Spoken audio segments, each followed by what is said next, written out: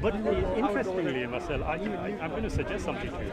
You see, do you know what you just said about the science element? Yeah? I mean, the word science actually means knowledge. Okay? Yeah. And that is what we should all be seeking. Yeah? The amazing thing about the discoveries that we are making as human beings collectively, and it is a collective effort, yeah, is that it is assisting in the betterment of human beings. Unfortunately, sometimes we use it, yeah, for the wrong reasons, yeah. But do you know, if I were to tell you, my name is Shabir, I'm a Muslim. My position today is as a result of what I read in the book known as the Quran.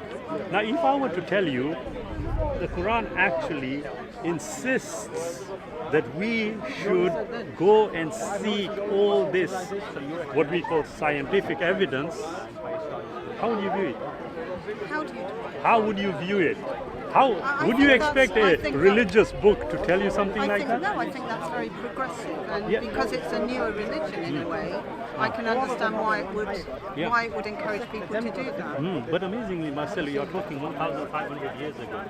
This was even before, but this was even before the birth of what we would call collective science the way we understand it today.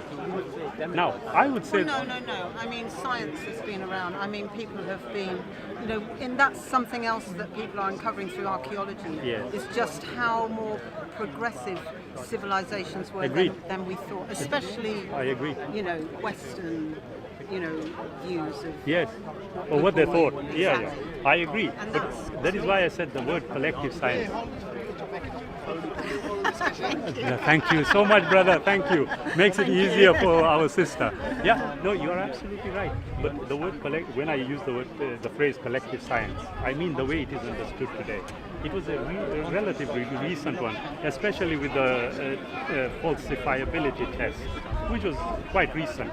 But I view, as a human being, I know that irrespective of the discoveries I make, irrespective of the kind of life I lead, okay, our mirror tells us that we are on a point of non-reversal in terms of life. We are going to come to a position where we will be no more. We will be no more. So one day, no, I'm talking about us as individuals, we will die. I mean, it's so difficult for me, yeah? And I usually, whenever I'm having conversations, I usually tell people, look, let's look at the evidence first and then establish our view of things based on the evidence.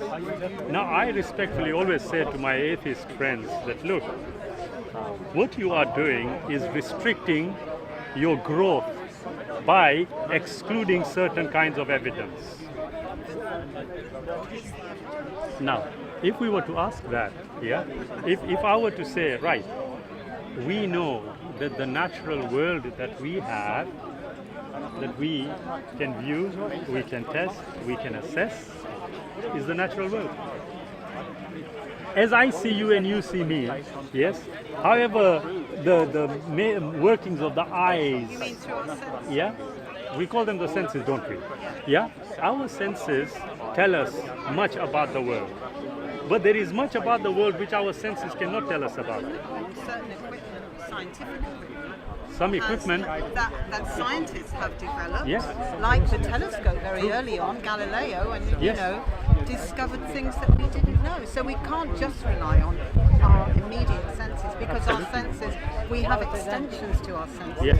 that science have developed. And this is Yeah. what I'm, so all the discoveries that we're making still, it is through a scientific method. Yes. We're not discovering anything through religion, apart from maybe people discovering a faith or a belief or whatever Right, it is. okay. But that has, I don't know where that goes. And I'm not somebody who would ever, I don't believe in banning religions. I understand. Actually think, I understand, yeah.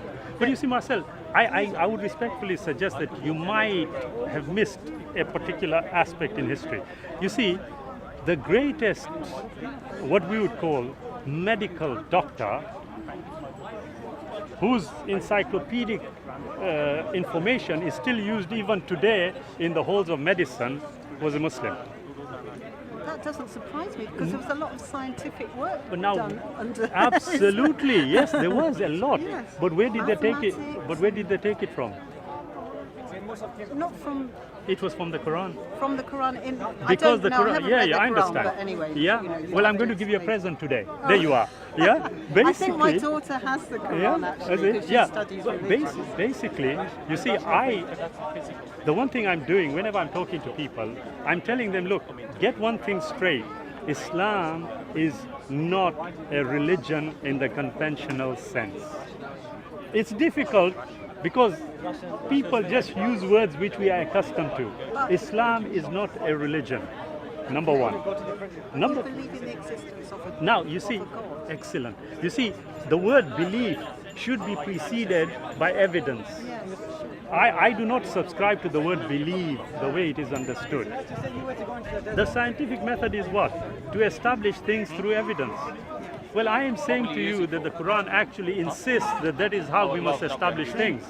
So I say to my atheist friends, look, I am, according to you, a religionist who is insisting that we must consider evidence. Yeah? Yet my atheist friends are telling me we don't want to consider all the evidence. I'm saying, why are you being unreasonable to yourselves? Because if you are going to exclude a certain subject matter because society has deemed it to be unsuitable, you are being unjust to yourself. But how do you ever prove the existence of? The creator. Well, if you think This is of, what this man was saying. Yeah, when I that's came. So the we're coming back to conversation. Yeah, we are- the same point. Exactly. yeah, no, it's not a problem at all. Yeah, you see, Marcel, this is the most important issue, and that is what I was trying to get through here. Yeah, that when we say a God, the first thing we have to accept is that whatever it is we are talking about is definitely not like us human beings. Can't be, by definition. We've had to explain it by giving it a name, a gender. In our religion. Oh, right, okay. Yeah. Yeah, I see. The Christians. Anything was- Yes. Okay. You know, things that people find very hard to accept. Then on the other hand, if God is not that, then what is it? Absolutely. Now, This here is what you I agree. Now, here is what I say. Look, let's work on what we would call logical assumptions. Yeah, this is what I would call them. Logical assumption number one. I assume there to be a creator. Why? Because when I look at everything, I think, wait a minute, you know what? How am I supposed to accept, as an example, you know when I'm walking, okay, and I'm breathing, there's an exchange of oxygen and carbon dioxide. But there is also what you would call atmospheric pressure acting against the body. It seems like the amount that we have got seems to be balancing our ability to walk. Otherwise, we would just fall over, backward or forward. Now, I look at everything.